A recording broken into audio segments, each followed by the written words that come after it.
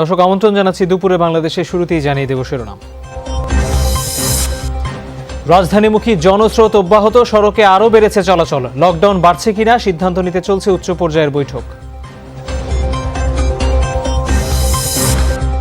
রোগী নিয়ে হাসপাতাল থেকে হাসপাতালে ছুটছেন অসহায় স্বজনরা, খালি নেই বেড। কয়েক জেলায় আরও শতাধিক মৃত্যু।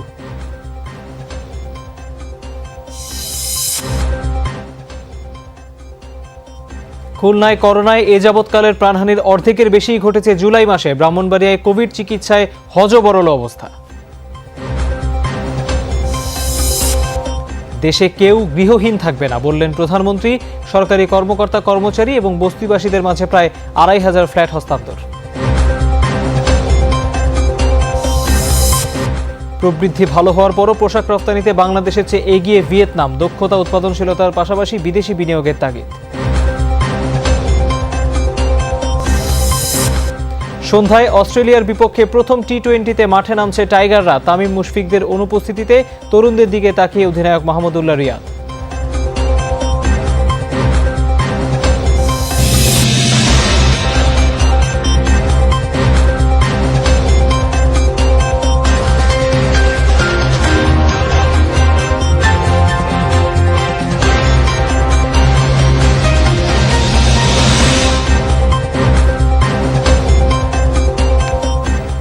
দেখছিলেন শিরোনামগুলো। এছাড়াও দেশ বিদেশের আরো খবর নিয়ে দুপুরে বাংলাদেশে আপনাদের সাথে আছে আমি তৌহিদ হোসেন। দর্শক, আপনাদেরকে শুরুতেই মনে করাতে চাই, সবাই ঘরে, ঘরের বাইরে সব জায়গায় কিছুক্ষণ পর পর হ্যান্ড স্যানিটাইজার দিয়ে হাত ভালোভাবে জীবাণুমুক্ত করে নেবেন।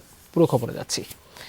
শিল্প কারখানা খোলার পর রাজধানীতে বেড়েছে মানুষ ও যানবাহনের চলাচল। সকালে রাজধানীর প্রধান সড়কে ব্যক্তিগত গাড়ির চাপ বাড়ার পাশাপাশি রিকশার রাজত্ব দেখা গেছে। যারা গণপরিবহন ব্যবহার করত তাদের বেশিরভাগ এখন রিকশা ব্যবহার করছে গন্তব্যে পৌঁছতে। প্রতিটি সড়কের মোড়ে যথারীতি আছে পুলিশের চেকপোস্ট। আইনশৃঙ্খলা বাহিনীর কর্মকর্তারা বলছেন, জরুরি দরকার ছাড়া যারা বের হয়েছেন তাদের জিজ্ঞাসাবাদ করা হচ্ছে। যৌক্তিক কারণ দেখাতে না পারলে জরিমানা ও মামলাও করা হচ্ছে। এদিকে রাজধানীর প্রবেশপথে ঢাকামুখী মানুষের চাপ বেড়েছে। ছোট ছোট যানবাহন ও পিকআপে করে রাজধানীতে আসছেন তারা। অফিস খোলা, পেশাগত দায়িত্বের কারণে যেতে হচ্ছে না। আমাদের এখন যে পরিস্থিতির উপর আমাদেরকে কিছুটা ভোগান্তি তো পাতে হবে। একদিকে অফিস খোলা দিচ্ছে, এর ভিতরে গণপরিবহনগুলো বন্ধ দিচ্ছে, একদম খুব নাজেহাল অবস্থা। সরকারের কাছে আসলে আমরা সবার একটাই আবেদন যে গণপরিবহনগুলো ছেড়ে দেওয়া হোক, যেহেতু মিল ফ্যাক্টরিগুলো খুলে দেওয়া হয়েছে। সিরাজগঞ্জ থেকে আসতে ১৫০০-২০০০ টাকা যার কাছ থেকে যেরকম নিতে পারতেছে সেরকমই নিচ্ছে এনারা। যাদেরকে জিজ্ঞাসাবাদ করতেছি তাদের কোনো না কোনো কারণে তারা বের হচ্ছে, আর অপ্রয়োজনে যারা যদি কেউ এরকম পাওয়া যায় যে অপ্রয়োজনে বের হচ্ছে, তাদেরকে আমরা আইনানুগ ব্যবস্থা নিচ্ছি। লকডাউনের খবর সরাসরি জানবো। আমাদের সহকর্মী নাজমুল সাইদ এই মুহূর্তে আছেন মগবাজারে, তার কাছে যাচ্ছি। সাইদ, শিল্প কারখানা খোলার পর থেকেই দেখা যাচ্ছে যে মানুষের চলাচল বেশ বেড়েছে। আজকের চিত্র কেমন? আর যতটা চাপ বেড়েছে মানুষের, এটি আসলে শুধুমাত্র চেকপোস্ট বসিয়ে কি নিয়ন্ত্রণ করা সম্ভব?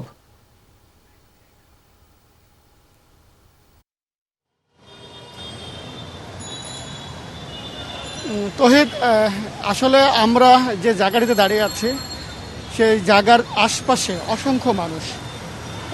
বলা যায় যে লকডাউনের কথা শুনলে বা শব্দটি মাথায় আসলে আমাদের কাছে যেরকম জনশূন্য একটি পরিস্থিতি মনে হয়, তেমনটি না। আপনি নিশ্চয় দেখছেন যে এখানে যে জায়গাটিতে অসংখ্য মানুষ রিকশায় চলাচল করছে, যানবাহনে চলাচল করছে, বিভিন্ন ব্যক্তিগত গাড়িতে চলছে। এই জায়গাটিতে আমরা আইন শৃঙ্খলা বাহিনীর কোনো ধরনের তৎপরতা দেখিনি। আমরা দেখেছিলাম গাবদলী যে প্রবেশমুখ, সেখানে আইন শৃঙ্খলা বাহিনীর তৎপরতা, কিন্তু আমরা ভেতরের যে অংশগুলো রয়েছে ঢাকার বিভিন্ন অলিগলিতে আমরা কোনো ধরনের তৎপরতা দেখিনি। আইন শৃঙ্খলা বাহিনীর সদস্যরা যেমন বলছেন যে দিন বাড়ার সাথে সাথে মানুষের প্রয়োজন যেমন বাড়ছে, সেই সাথে মানুষের মধ্যে সচেতনতা বোধ অনেকটাই কমে গেছে। আমরা অনেক মানুষের সাথে কথা বলি যারা দেখা যাচ্ছে ঢাকা শহরে বিভিন্ন জায়গায় যাচ্ছে, কিন্তু মাস্ক পর্যন্ত তারা পরিধান করেনি, বা দেখা যায় একই রিকশায় ৩-৪ জন, একই ভ্যানে ৩-৪ জন করে তারা বিভিন্ন গন্তব্যে যাচ্ছে। বলা যায় যে অসচেতনতার যে মাত্রাটা সেটি চরম পর্যায়ে গেছে। যদিও তারা বলছেন যে তাদের প্রয়োজনের তাগিদেই ঘর থেকে বের হতে হয়েছে। অফিস আদালত বা কলকারখানা যেহেতু খোলা রয়েছে, তাদেরকে কর্মস্থলে যেতেই হচ্ছে। কেউ কেউ ক্ষোভ প্রকাশ করেছেন যে অফিস খোলা রেখে আসলে লকডাউন কতটা যৌক্তিক। তাদের প্রতিদিনের যে যাতায়াত চরম মাত্রায় ভোগান্তি হচ্ছে। এছাড়া আমরা আজকে যেটা দেখেছি যে আজকেও অসংখ্য মানুষ ঢাকায় প্রবেশ করেছেন দেশের বিভিন্ন জেলা থেকে। তাদের সাথে আমরা কথা বলেছিলাম। তারা যেমনটি আমাদের কাছে বলেছেন যে কয়েক গুণ বাড়তি ভাড়া দিয়ে তাদের গন্তব্যে আসতে হয়েছে বা ঢাকাতে আসতে হয়েছে। বিভিন্ন গাড়ি পরিবর্তন করে, একটার পর একটা গাড়ি পরিবর্তন করে ঢাকায় তাদের আসতে হচ্ছে। মানে এক ধরনের ভোগান্তি নিয়েই তারা এই রাজধানীতে এসেছে। ধন্যবাদ আপনাকে নাজমুল। গেল কয়েকদিনের তুলনায় দেশের প্রধান দুই ঘাটে যাত্রীর সংখ্যা কম। সকাল থেকে শিমুলিয়া বাংলাবাজার ঘাটে 10টি ফেরি চলাচল করছে। ফেরিতে অনেকেই পারাপার করছেন, তবে তা গেল কয়েকদিনের তুলনায় বেশ কমেছে। যাত্রী কিছুটা কমলেও স্বাস্থ্যবিধি না মানার প্রবণতা কিন্তু রয়েই গেছে। অনেকে মাস্ক ছাড়া চলাফেরা করছেন। তুলনামূলক ফাঁকা পাটুরিয়া দৌলতদিয়া ঘাট এই রুটের ফেরিতেও চাপ কম। অনেকটা নির্বিঘ্নেই পার হচ্ছে পণ্যবাহী গাড়ি।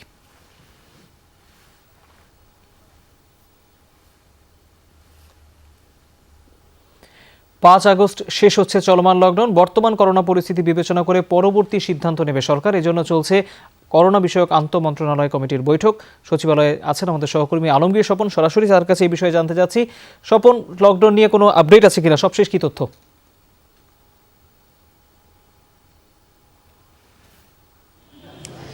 তৌহিদ, দীর্ঘ 2 ঘন্টা ধরে আসলে বৈঠকটি চলছে। এখানে সরাসরি উপস্থিত আছেন দুজন মন্ত্রী, স্বাস্থ্যমন্ত্রী এবং ক্যাবিনেটের সবচেয়ে সিনিয়র মন্ত্রী মোজাম্মেল হক খান, তার সভাপতিত্বে বৈঠকটি হচ্ছে। এছাড়া ভার্চুয়ালি যোগ দিয়েছেন কয়েকজন মন্ত্রী, স্বরাষ্ট্রমন্ত্রী সহ, তথ্যমন্ত্রী সহ, কৃষিমন্ত্রী। তো এখনও বৈঠকটি চলছে। মূলত এই বৈঠকে দুটি বিষয় আছে। একটা হলো করোনা সংক্রমণের যে হার, যে ঊর্ধ্বগতি, সেটা গত বেশ কয়েকদিন ধরেই কিন্তু 29 থেকে 30 ভাগ, এবং স্বাস্থ্য অধিদপ্তর থেকে কিন্তু সুপারিশ করা হয়েছে যে 2 সপ্তাহ আরও বিধিনিষেধ বাড়ানোর। এর পাশাপাশি বড় যেই বিষয়টি সেটি হলো যে অর্থনৈতিক অবস্থা বিবেচনাটা বেশি গুরুত্ব দিচ্ছে আসলে সরকার, মন্ত্রিপরিষদ বিভাগ, এবং সেই সুবাদেই কিন্তু 1 তারিখ থেকে শিল্প কারখানা বা পোশাক কারখানা এগুলো খুলেছে। তো আমরা যতটুকু মন্ত্রিপরিষদ সূত্রে জানতে পারছি যে এখন যে চলমান কঠোর বিধিনিষেধ আছে 5 আগস্ট বা রাত 12টা পর্যন্ত, সেরকম হয়তো থাকবে না। কিছু ক্ষেত্রে বিধিনিষেধ রেখে আরও 1 সপ্তাহ হয়তো বাড়ানোর একটা পরিকল্পনা বা সুপারিশ এখানে এই বৈঠক থেকে হতে পারে। তো এখান থেকে যে সিদ্ধান্তটি হবে সেটি আবার কিন্তু প্রধানমন্ত্রীর কাছে পাঠানো হবে। এর ভিত্তিতেই আসলে আগামীকাল বা পরশু দিনের মধ্যে নতুন করে প্রজ্ঞাপন হবে। তো এখন পর্যন্ত বৈঠকটি আসলে চলছে। তারা মন্ত্রীরা বের হওয়ার পরে তারা একটা ব্রিফ করবে। সেই ব্রিফে আমরা আসলে জানতে পারবো পরবর্তীতে আসলে কি হচ্ছে। 5 তারিখের পর 1 সপ্তাহ বাড়ছে নাকি কিছু কিছু ক্ষেত্রে ছাড় দিয়ে বিধিনিষেধটা করা হবে, মানে জারি রাখা হবে, সেটা আমরা কিছুক্ষণ পরে জানতে পারব। ধন্যবাদ আপনাকে স্বপন। কোভিড আক্রান্ত রোগীকে নিয়ে হাসপাতাল থেকে হাসপাতালে ছুটছেন স্বজনরা। আইসিইউ দূরে থাক, একটি সাধারণ বেড পাওয়া এখন দুষ্কর। করোনা রোগীদের উপচে পড়া ভিড় এখন নিয়মিত চিত্র। তবে এই পরিস্থিতিতে শ্বাসকষ্টে ভোগা রোগীরা সবচেয়ে বেশি দিশেহারা, তাদের স্বজনরাও দিশেহারা। অনেকে একটি বেডের জন্য দীর্ঘ সময় অপেক্ষায় থাকছেন। ঢাকার বাইরে থেকে ক্রমাগত রোগী আসায় তিল ধারণের ঠাঁই নেই রাজধানীর হাসপাতালগুলোতে। তবে কারো ভাগ্য ভালো হলে কিছু ক্ষেত্রে অবস্থা বিবেচনায় ভর্তিও নেওয়া হচ্ছে। সেই সাথে কোভিড পরীক্ষার বুথগুলোর সামনে দেখা গেছে উপসর্গধারী মানুষের দীর্ঘ লাইন। শনাক্তের হার বিবেচনায় সামনের দিনগুলোতে সংকটময় পরিস্থিতির আশঙ্কা করছেন বিশেষজ্ঞরা। আমি মিটপোর্ট থেকে ম্যাক্স লাইফ গেছি, ম্যাক্স লাইফ থেকে এখানে আসছি। করোনা পজিটিভ, এখন ভর্তি করাইতে নিয়ে আসছে। অ্যাডমিটেছে গতকালকে, আজকে সকাল 9:30টার দিকে মারা গেছে। এখন সিট খালিও ওইভাবে হয় না, কারণ সব ক্রিটিক্যাল পেশেন্ট। কারো 1 মাস, কারো 1.5 মাস, কারো 3 সপ্তাহ থাকতে হচ্ছে এখানে, ভালো হচ্ছে না। সো বেডগুলো অকুপাই করে বসে আছে। তো এই যে বেডগুলো ওইভাবে প্রথম দিকে 60-70টা বেডও খালি হতো, এখন 30টা বেডও খালি হয় না। দর্শক, এই মুহূর্তে ঢাকা মেডিকেল কলেজ হাসপাতালে আছেন আমাদের সহকর্মী শাকিল হাসান। তার কাছে চিকিৎসার সবশেষ আপডেট জানতে যেতে চাই। শাকিল, যে পরিমাণ চাপের কথা আমরা দেখতে পাচ্ছি বা শুনতে পাচ্ছি, তাতে তো আসলে বেড খুব একটা খালি থাকার কথা না, পরিচালকও তাই বলছিলেন। পরিস্থিতি কি দেখতে পাচ্ছেন?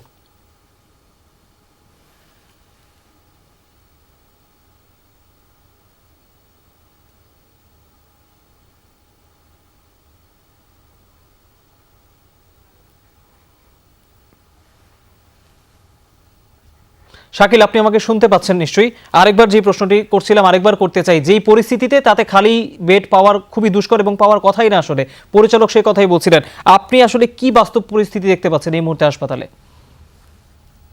রোগীদেরকে ফিরিয়ে দিতে, কারণ কোনো বেড আসলে ফাঁকা নেই। এই সমস্যার কারণে কিন্তু ঢাকা মেডিকেল কলেজের পরিচালক বারবার করে বলছিলেন যে এখানে তাদের যে পরিমাণে সামর্থ্য আছে, যে পরিমাণে বেড বরাদ্দ আছে, তার থেকে বেশি রোগী এর মধ্যে তারা ভর্তি করে ফেলেছেন। এখন আসলে তৌহিদ যেটা বলছিলাম, ঢাকা মেডিকেল কলেজ হাসপাতালের পরিচালক যেটি বলছিলেন যে বাস্তবতা আসলে খুবই ভয়ঙ্কর। ঢাকা মেডিকেল কলেজ হাসপাতাল আসলে কোনো ধরনের করোনার রোগীদের জন্য যে বেড সেটি কিন্তু আসলে ফাঁকা নেই। এর মধ্যে অসংখ্য রোগী ভর্তি আছেন এবং বাড়তি কিছু রোগীও তারা ভর্তি করেছেন। এবং ঢাকা মেডিকেল কলেজ হাসপাতাল সকাল থেকে 2.5 ঘন্টার মতো আমি অবস্থান নিয়েছি প্রায় সেখানে। এই 2.5 ঘন্টায় প্রায় 25 থেকে 26টি অ্যাম্বুলেন্স এসছে নতুন রোগী নিয়ে, এবং তারা বেশিরভাগ নরসিংদী, মানিকগঞ্জ, মুন্সিগঞ্জ, টাঙ্গাইল, গাজীপুর এই সব পার্শ্ববর্তী সব বিভিন্ন জেলা থেকে এসছেন এবং ঢাকার বাইরে থেকে আসা রোগীর সংখ্যা কিন্তু বেশি। ঢাকা মেডিকেল কলেজ হাসপাতাল থেকে আমি এসছি এখন ঢাকা উত্তর সিটি কর্পোরেশনের যে করোনা ডেডিকেটেড হাসপাতাল করা হয়েছে মহাখালীতে সেখানে, এবং সেখানে কিন্তু একই চিত্র। আমি একজন রোগীর স্বজনের সঙ্গে কথা বলছিলাম, যার সঙ্গে আমার দেখা হয়েছিল ঢাকা মেডিকেল কলেজ হাসপাতালে সকাল 10:30টায়। সেখান থেকে তারা গিয়েছিলেন সোহরাওয়ার্দী মেডিকেল কলেজ হাসপাতালে এবং সেখান থেকে সিট না পেয়ে তারা আবার এসছেন এখানে, এবং আমি তার সঙ্গে আবার দেখা হলো। আমি তার সঙ্গে কথা বললাম এবং তিনি জানালেন যে তার মা যিনি রোগী ছিলেন শ্বাসকষ্ট নিয়ে প্রথম ঢাকা মেডিকেল কলেজে হাসপাতালে গিয়েছিলেন, সিট না পেয়ে গিয়েছিলেন সোহরাওয়ার্দী হাসপাতালে এবং সেখান থেকে ঢাকা উত্তর সিটি কর্পোরেশনের কোভিড ডেডিকেটেড হাসপাতাল মহাখালীতে এসছেন এবং রাস্তাতে তার মা মারা গেছেন। এবং এইরকম উদাহরণ কিন্তু ঢাকা শহরের হাসপাতালগুলোতে অহরহ নিত্য খুব স্বাভাবিক হয়ে দাঁড়িয়েছে এবং সব হাসপাতালের চিকিৎসকরা কিন্তু বলছেন যে পরিস্থিতি আসলে খুবই ভয়াবহ এবং যে পরিমাণে রোগী আসছেন প্রতিদিন এবং যে পরিমাণে রোগী মারা যাচ্ছেন সেই তথ্য আসলে মেলানো কঠিন হয়ে যাচ্ছে। তৌহিদ, নিঃসন্দেহে ভয়াবহ পরিস্থিতি। বরিশালে যেতে চাই, আমাদের সহকর্মী কাউসার হোসেন যোগ দিচ্ছেন। কাউসার, বরিশালে আমরা দেখতে পেলাম সংক্রমণ মৃত্যু দুটি বাড়ছে। দুটি প্রশ্ন জানতে চাই, অক্সিজেন সরবরাহের কি পরিস্থিতি দেখছেন, আর শেরেবাংলা মেডিকেল কলেজ হাসপাতাল তো এই পরিস্থিতিতে আসলে ওখানে চিকিৎসায় নেতৃত্ব দিচ্ছে, সেখানের কোভিড ওয়ার্ডের চিকিৎসার কেমন অবস্থা?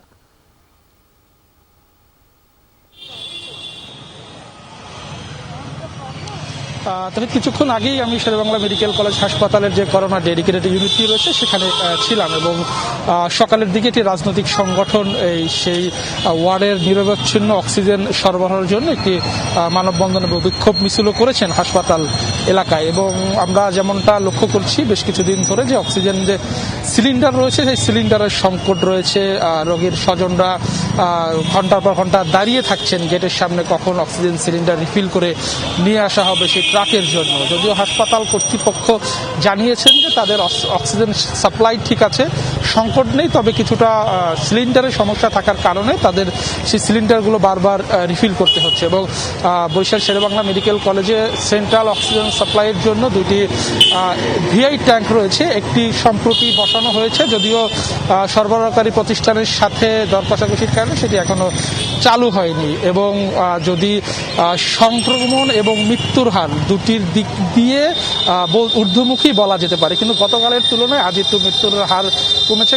গতকাল বরিশাল শেরেবাংলা মেডিকেল কলেজ হাসপাতালের করোনা ইউনিটে 23 জনের মৃত্যু হয়েছিল, আজ 14 জন মারা গেছে, এর মধ্যে 5 জন করোনা পজিটিভ ছিলেন। এবং বরিশাল বিভাগে 2টি RT-PCR ল্যাব রয়েছে, একটি ভোলা, একটি বরিশাল শেরেবাংলা মেডিকেল কলেজ হাসপাতালে। শেরেবাংলা মেডিকেল কলেজ হাসপাতালে গত 24 ঘন্টায় 190 জনের নমুনা পরীক্ষা হয়েছে, এর মধ্যে 43% মানুষের পজিটিভ শনাক্ত হয়েছে, অর্থাৎ সংক্রমণের হার 40 থেকে 50-এর মধ্যে। চিকিৎসকরা বলছেন যে সাধারণ মানুষ সচেতন হতে হবে, তাদের স্বাস্থ্যবিধি মানতে হবে, তা না হলে কিন্তু এই সংক্রমণের হার কমবে না, আরো বাড়বে। তহিদ, কাউসার, ধন্যবাদ আপনাকে। এদিকে 24 ঘন্টায় বিভিন্ন স্থানে করোনা ও উপসর্গে মারা গেছেন 136 জন, এর মধ্যে খুলনা বিভাগেই সর্বোচ্চ 31 জন মারা গেছেন।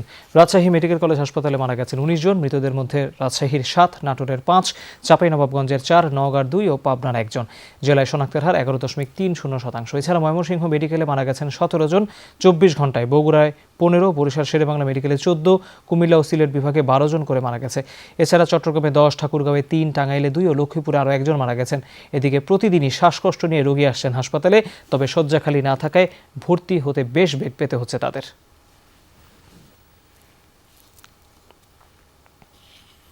দেশের একজন মানুষও গৃহহীন থাকবে না। রাজধানীর বিভিন্ন স্থানে সরকারি কর্মচারীদের জন্য প্রায় 2500 ফ্ল্যাট ও বস্তিবাসীদের জন্য ভাড়াভিত্তিক 300টি ফ্ল্যাট হস্তান্তর কার্যক্রমের উদ্বোধনের সময় এমন মন্তব্য করেছেন প্রধানমন্ত্রী শেখ হাসিনা। বাংলাদেশে একটি মানুষ গৃহহারা থাকবে না, একটি মানুষ গৃহহীন থাকবে না, ভূমিহীন থাকবে না, প্রত্যেকের একটা ঠিকানা হবে। দেশের প্রতিটি মানুষের বাসস্থান নিশ্চিতের জন্যই প্রধানমন্ত্রীর এ ঘোষণা। রাজধানীর বিভিন্ন জায়গায় সরকারি কর্মকর্তা কর্মচারীদের জন্য নির্মাণ করা হয়েছে ২,৪৭৪টি ফ্ল্যাট। মঙ্গলবার এগুলো হস্তান্তর কার্যক্রমের উদ্বোধন করা হয়। আমাদের সরকারি কর্মচারীদের সংখ্যাও বেড়েছে, সেটা বিবেচনা করেই আমরা ঠিক করলাম যে আমাদের ফ্ল্যাট নির্মাণ করে দেব এবং বিভিন্ন পর্যায়ে যারা আছেন উচ্চ পদস্থ যারা, সে উচ্চ পদস্থ থেকে এবং নিম্ন পর্যায়ে সকলের জন্যই ফ্ল্যাট বাড়ি করে সকলকে একটা সুন্দর পরিবেশে থাকার ব্যবস্থা করে দেব, যেন ভালোভাবে কাজ করতে পারেন। মোট 5টি প্রকল্পের আওতায় সরকারি কর্মকর্তা কর্মচারীদের জন্য আজিমপুরে 1292টি, মিরপুরে 288টি, মতিঝিলে 380টি এবং মালিবাগে 456টি ফ্ল্যাট উদ্বোধন ও হস্তান্তর করা হয়। এই সবগুলির আমি শুভ উদ্বোধন ঘোষণা করছি।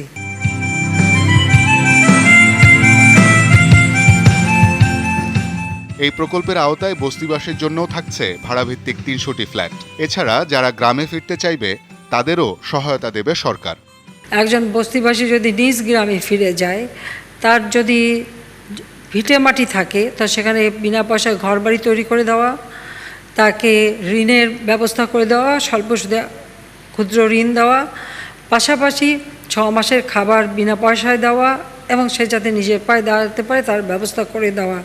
গণভবন থেকে ভিডিও কনফারেন্সের মাধ্যমে মাদারীপুরে সমন্বিত সরকারি অফিস উদ্বোধন করেন প্রধানমন্ত্রী। বলেন, কৃষি জমি রক্ষায় প্রতিটি জেলাতেই নেওয়া হবে এমন উদ্যোগ। জনগণ যেন একবারে এক জায়গায় যে সব ধরনের সরকারি সেবা পেতে পারে, সেই সুযোগটা করে দেওয়া। শওকত মঞ্জুর শান্ত, যমুনা নিউজ, ঢাকা। দর্শক, আপনাদেরকে এই মুহূর্তে জানাতে চাই, কিছুদিন আগেই হেলেনা জাহাঙ্গীরকে আটক করা হয়েছে। আপনারা জানেন এই বিষয়ে এই মুহূর্তে ব্রিফ করছে র্যাপিড অ্যাকশন ব্যাটালিয়ন র্যাব। আমরা আপনাদের সরাসরি তার ব্রিফিংয়ে নিয়ে যাচ্ছি আপনাদেরকে। পরবর্তীতে জয়যাত্রা ফাউন্ডেশনের ডিজিএম এর পাশাপাশি তিনি 2018 সালে জয়যাত্রা টেলিভিশনের জিএম এডমিন হিসেবে দায়িত্ব পালন শুরু করেন।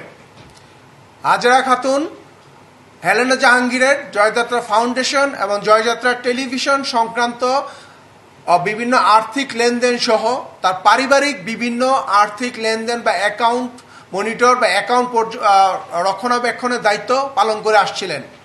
হাজেরা খাতুন হেলেনা জাহাঙ্গীরের একটু দূরের দিকে আত্মীয় বটে। হাজেরা খাতুনকে জিজ্ঞাসাবাদে আমরা জয়যাত্রা টিভি সম্পর্কে কিছু গুরুত্বপূর্ণ তথ্য পেয়েছি। হাজেরা খাতুনের তথ্য অনুযায়ী আমরা জানতে পেরেছি 2018 সাল হতে জয়যাত্রা টিভি, যেটা কথিত IPTV, সেটা হংকংয়ের একটি স্যাটেলাইটের মাধ্যমে তরঙ্গ বরাদ্দ নিয়ে বাংলাদেশে সহ বিশ্বের 34টি দেশে স্বাভাবিকভাবে সম্প্রচার করে আসছিল।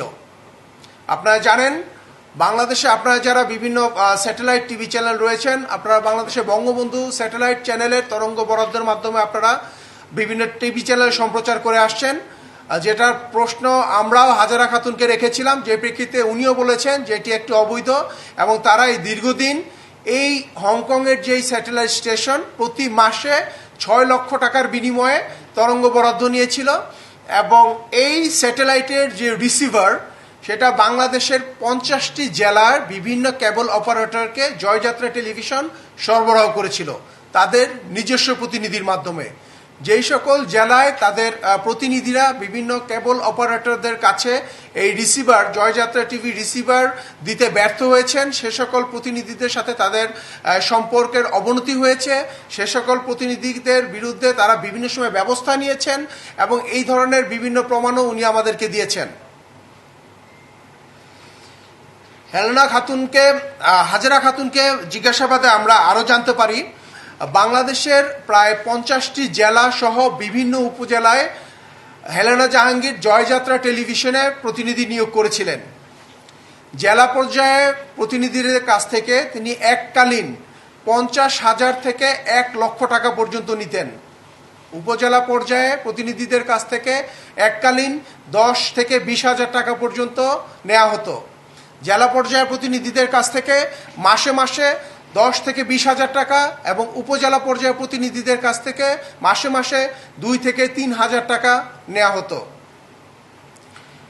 হাজেরা খাতুন আরও জানায়, দেশের বাহিরে যে 34টি দেশে তাদের স্যাটেলাইট চ্যানেল রয়েছে বলে উনি দাবি করেছেন, এই সকল ক্ষেত্রে ওই সকল দেশের প্রতিনিধি নিয়োগের ক্ষেত্রে 1 থেকে 5 লক্ষ টাকা নেওয়া হতো এবং সেই ক্ষেত্রেও মাসে মাসে তারা 10 থেকে 20,000 টাকা নিতেন। এই ধরনের টাকা তারা দেওয়ার উৎস বা কারণ হিসেবে হাজেরা খাতুন বলেছেন, গ্রেফতারকৃত হেলেনা জাহাঙ্গীর তাদেরকে বলেছে যে তারা বিভিন্নভাবে এই ধরনের টাকা তারা আদায় করতেন। তারা বিভিন্ন এলাকায়, জেলাতে বা বিভিন্ন উপজেলাতে বিভিন্ন ব্যক্তিবর্গের সাক্ষাৎ প্রচার বা নির্বাচনকালীন সময়ে বিভিন্ন প্রতিনিধিদের সাক্ষাৎ প্রচারের ক্ষেত্রে টাকা নিয়ে থাকতেন। বিভিন্ন অখ্যাত বা বিভিন্ন ব্যক্তিবর্গকে তারা ফোকাসে আনার জন্য তাদের কাছ থেকে বিভিন্ন সময় টাকা আদায় করতেন। তাদের যে টিভি চ্যানেল, যে কথিত টিভি চ্যানেলে বিভিন্ন সময়ে যে মূলধারার যে টিভি চ্যানেলগুলোতে বিভিন্ন অ্যাড সম্প্রচারিত হয়ে আসতো, তাদের এই চ্যানেলে এই বিভিন্ন মূলধারার অ্যাডের বদলে তথাকথিত জিন নামানো, তাবিজ, কবজ, যে গোপন সমস্যা, বিবাহজনিত সমস্যার প্রতিকার, এই জাতীয় বিভিন্ন অ্যাড নিয়মিতভাবে সম্প্রচার করা হতো। দর্শক দেখছিলেন হেলেনা জাহাঙ্গীরের 2 জন সহযোগীকে আটক করা হয়েছে, সেই বিষয়ে র্যাব ব্রিফ করছিল। গণতন্ত্র প্রতিষ্ঠা ও খালেদা জিয়ার মুক্তির জন্য ঢাকা মহানগর বিএনপির নতুন কমিটি ভূমিকা রাখবে, এমনটাই আশা করেন দলটির মহাসচিব মির্জা ফখরুল ইসলাম আলমগীর। সকালে ঢাকা মহানগর উত্তর ও দক্ষিণ বিএনপির নবগঠিত আহ্বায়ক কমিটির সদস্যরা দেখা করতে গেলে তিনি এই আশাবাদ জানান। বিএনপির মহাসচিব বলেন, এই 2 কমিটির কাছে সারা দেশের মানুষের প্রত্যাশা অনেক বেশি। এই কমিটি গঠনের পর মহানগরের সবাই একসাথে কাজ করবে বলেও আশা করেন মির্জা ফখরুল ইসলাম আলমগীর। বর্তমান রাজনৈতিক প্রেক্ষাপটে পরীক্ষিত নেতৃবৃন্দকে নিয়ে কমিটি গঠন করা হয়েছে বলে জানান তিনি। আগামী 3 মাসের মধ্যে কাউন্সিল করে পূর্ণাঙ্গ কার্যকরী কমিটি গঠন করা হবে বলে জানানো হয়।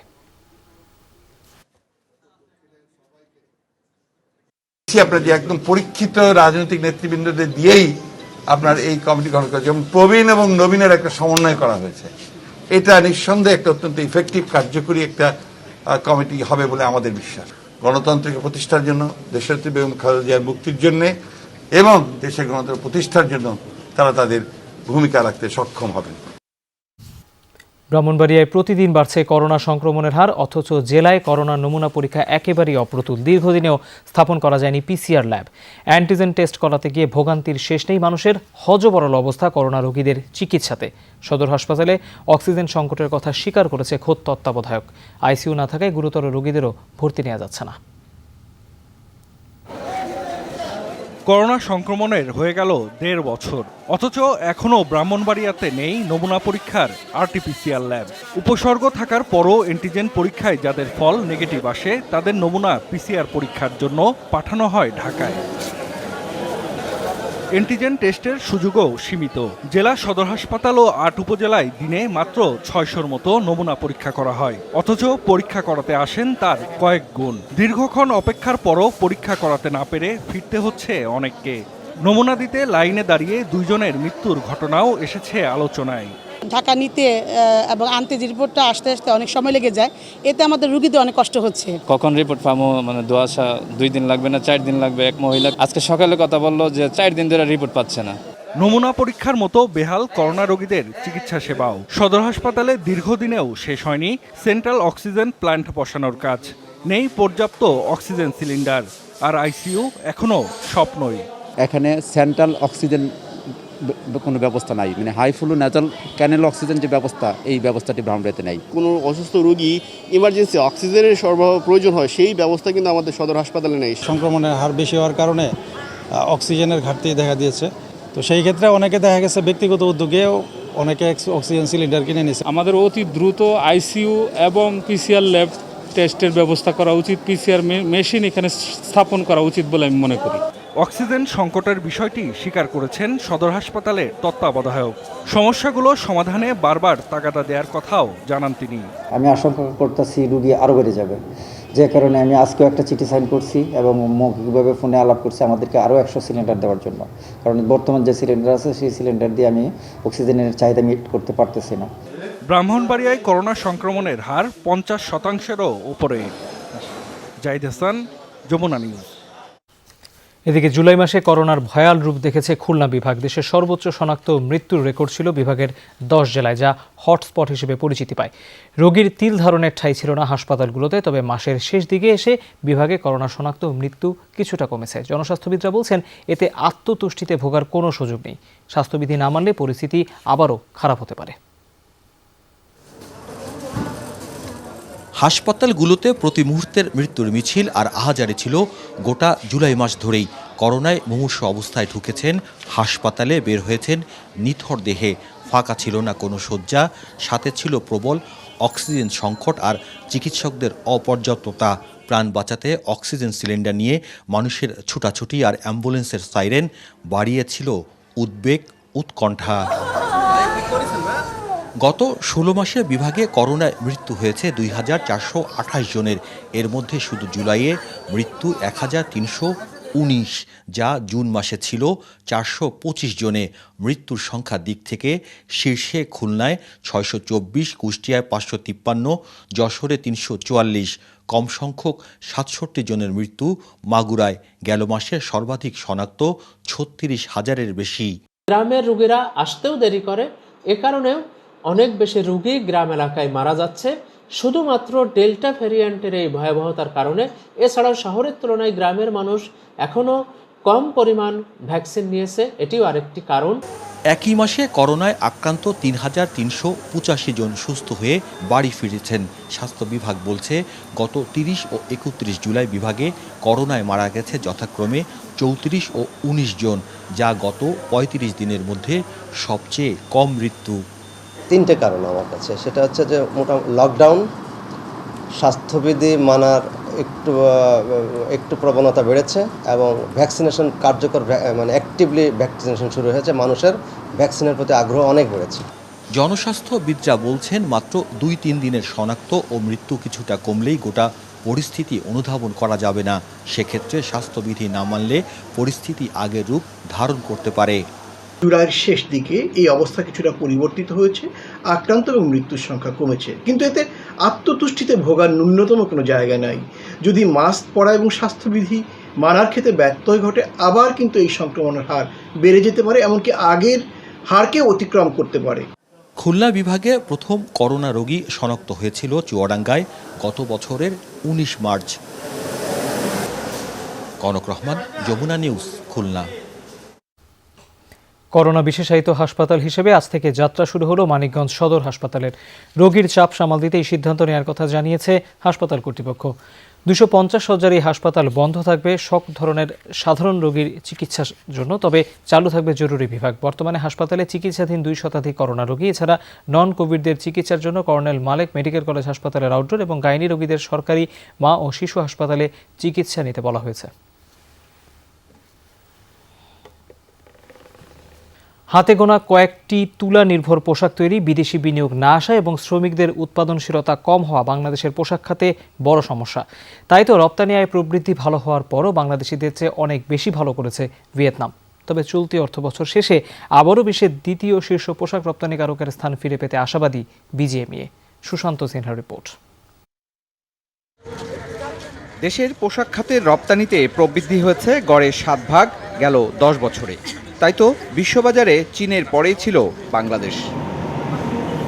করোনা মহামারীর মধ্যে গেল 2020 সালে $2,800 কোটি বা $28 বিলিয়ন পোশাক রপ্তানি করে বাংলাদেশ।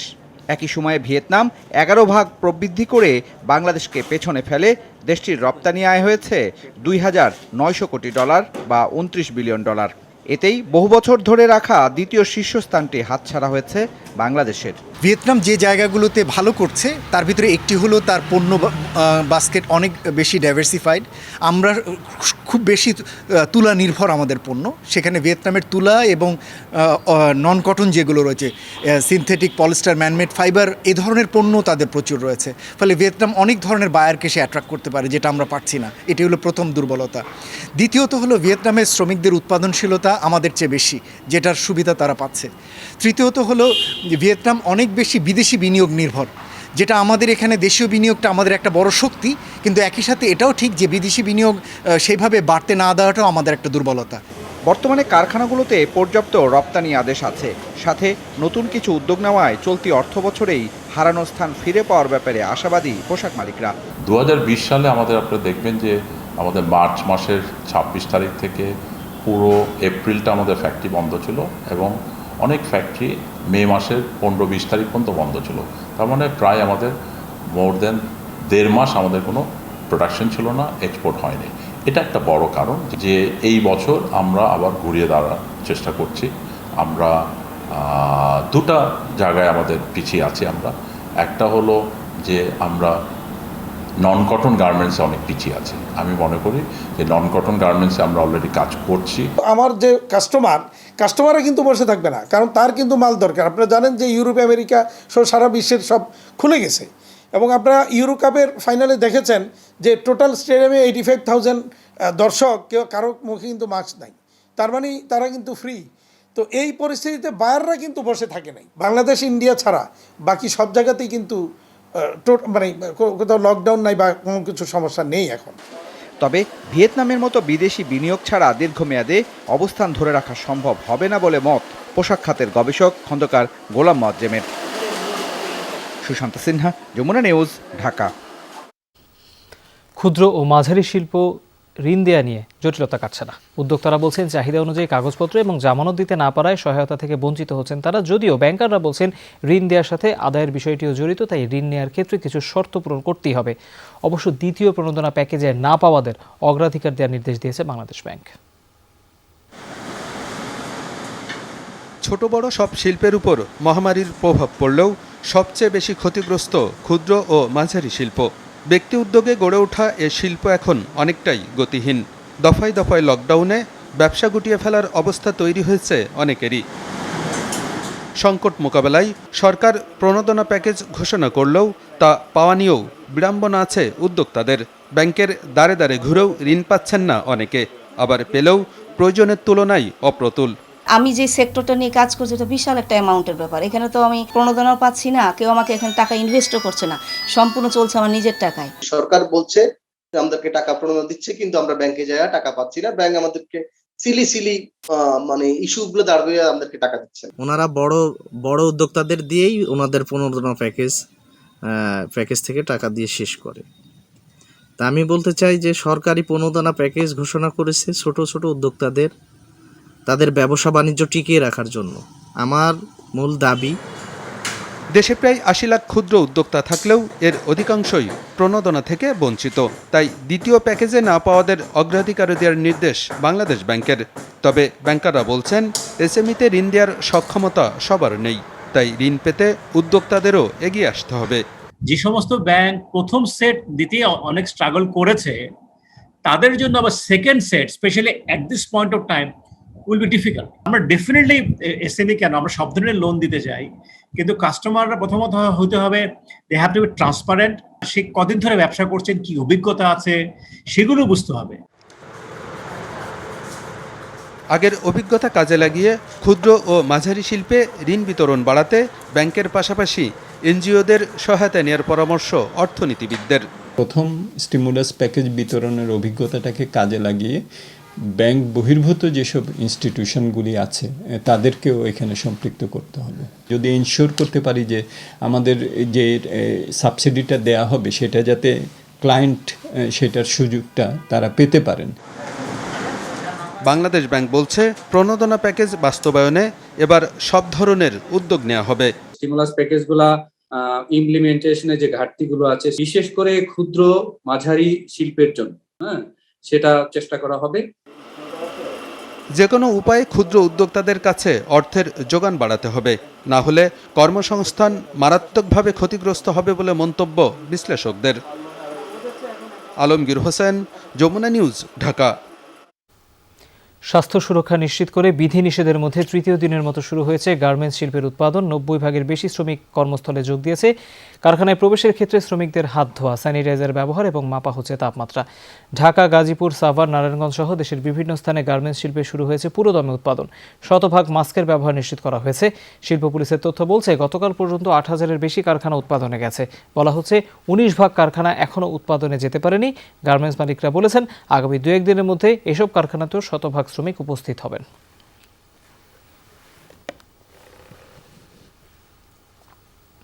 বাংলাদেশ অস্ট্রেলিয়া টি-20 সিরিজের খবর। 5 ম্যাচের সিরিজের প্রথমটিতে আজ বাংলাদেশের মুখোমুখি হবে অস্ট্রেলিয়া। মিরপুর শেরেবাংলা স্টেডিয়ামে সন্ধ্যা 6টায় শুরু হবে ম্যাচটি। বাংলাদেশ দলে নেই তামিম, মুশফিক, লিটনের মতো অভিজ্ঞ ক্রিকেটাররা, তাই অস্ট্রেলিয়ার মতো বড় দলের বিপক্ষে তরুণ ও নবীন ক্রিকেটাররা নিজেদের প্রমাণের সুযোগ পাবে বলে মনে করেন অধিনায়ক মাহমুদুল্লাহ রিয়াদ। ঘরের মাঠে বাংলাদেশ ভালো দল, সেই সক্ষমতা প্রমাণের সুযোগ ডোমিঙ্গোর শিষ্যদের সামনে। বিপরীতে প্রতিপক্ষ বাংলাদেশ নয়, অস্ট্রেলিয়ায় ভাবনা জুড়ে শুধুই বিশ্বকাপ। তাই তো প্রথা ভেঙে ম্যাচের আগের দিন অধিনায়কত্ব পেয়ে নির্ভর ম্যাথু ওয়েড।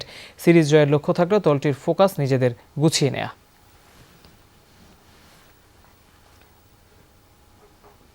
এই ম্যাচ নিয়ে বিস্তারিত জানতে আমাদের সাথে বার্তা কক্ষ থেকে যোগ দিচ্ছেন সহকর্মী হাসিনুর রহমান। হাসিনুর, এই ম্যাচে বাংলাদেশ দলের রণকৌশল আসলে কেমন হতে পারে? অস্ট্রেলিয়া তো অনেক শক্তিশালী দল, আর টাইগারদের একাদশ কেমন হতে পারে? রণকৌশল বলতে যেটা বোঝায় যে বাংলাদেশ নিজেদের শক্তির জায়গাতে খেলবে। আমি যদি আরেকটু খোলাসা করে বলি, শক্তির জায়গা বলতে এই মুহূর্তে বাংলাদেশের শক্তির জায়গায় স্পিন। ঘরের মাঠে বাংলাদেশ সবসময় স্পিনে বেশি শক্তিশালী এবং সেই জায়গাটিতেই জোর দিয়ে বাংলাদেশ দল খেলবে, তেমনটাই তথ্য আছে আমাদের কাছে। একাদশ এক্স্যাক্টলি কী হবে সেটা এই মুহূর্তে বলা মুশকিল, কেননা সচরাচর সকালের খেলা হলে আগের দিন রাতেই টিম মিটিংয়ে কনফার্ম হয়ে যায়। যেহেতু আজকে সন্ধ্যায় খেলা, আজকে টিম মিটিংটা হয়তো লাঞ্চের সময় হবে, তারপরে একাদশ চূড়ান্ত নির্ধারিত হবে। তবে বাংলাদেশ জিম্বাবুয়ের বিপক্ষে যে একাদশ নিয়ে খেলেছে তাতে খুব বেশি রদবদল হবে না। সর্বোচ্চ আমার ধারণা দুটি পরিবর্তন হতে পারে। যেহেতু জিম্বাবুয়েতে বাউন্সের কন্ডিশন ছিল, বাংলাদেশ 2 পেসার নিয়ে খেলেছিল, সেই জায়গায় বাংলাদেশ একজন পেসার কমিয়ে একজন স্পেশালিস্ট স্পিনার খেলানোর সম্ভাবনাই বেশি। যেহেতু অস্ট্রেলিয়া টপ অর্ডারের ডানহাতি ব্যাটসম্যানের আধিক্য বেশি, সেই ক্ষেত্রে সাকিব আল হাসান অর্থাৎ বাঁহাতি স্পিনাররা বাড়তি সহায়তা পাবেন।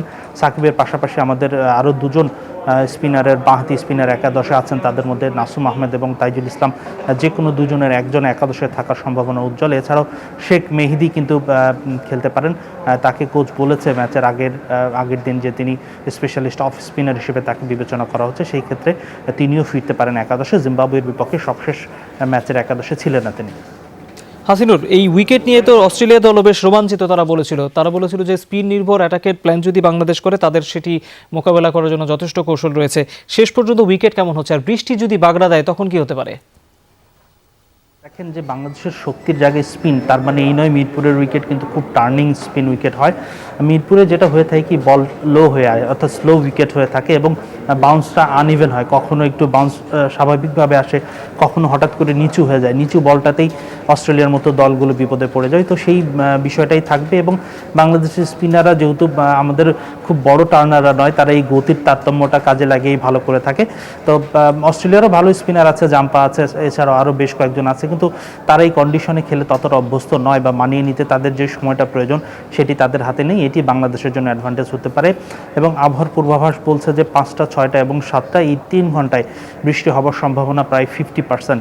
অর্থাৎ এই সময়টায় ম্যাচ শুরুর 1 ঘন্টা আগে এবং 1 ঘন্টা পর পর্যন্ত ভারী বৃষ্টির একটা সম্ভাবনা আছে বা বৃষ্টি হওয়ার সম্ভাবনা খুবই বেশি, যেহেতু 50%-এর উপরে বলা হচ্ছে, কিছু উপরে সম্ভাবনার কথা।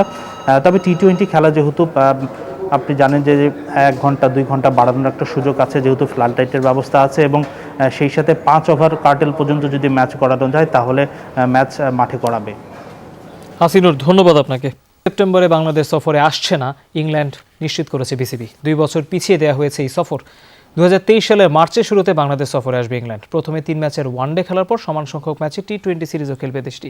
করোনার কথা বলে সিরিজ পেছালেও ধারণা করা হচ্ছে সেপ্টেম্বরে ক্রিকেটারদের আইপিএল খেলার সুযোগ করে দিতেই বাংলাদেশ সফর পিছিয়ে দিয়েছে ইসিবি।